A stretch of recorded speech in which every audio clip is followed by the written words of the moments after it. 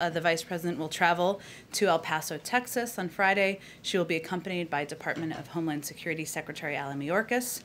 Earlier this year, as you all know, the President asked the Vice President to oversee our diplomatic efforts to address the root causes of migration from El Salvador to Guatemala and Honduras. And as a part of this work, she recently traveled to Guatemala and Mexico last month to have those discussions. And this trip to the border on Friday will be a part of this effort. I will note that I've also said here from this podium, and she has also said that when it was the right time, she may go to visit the border. And so this trip on Friday, which is being done in coordination with the Department of Homeland Security. Secretary Mayorkas is, of course, joining her on this trip.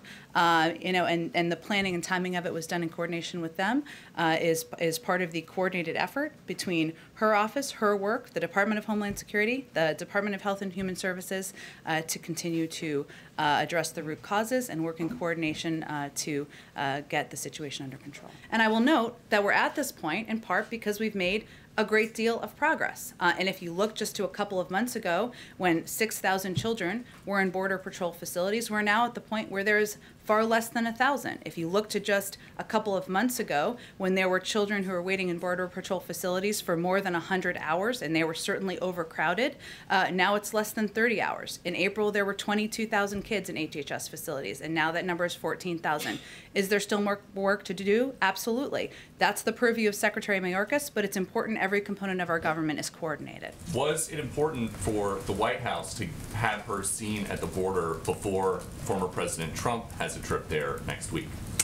We made an assessment within our government about when it was an appropriate time for her to go to the border. Would you concede there is a political calculation to having the Vice President visit the border before Donald Trump goes, and with a drumbeat from Republicans who have counted the days that she has not visited the border?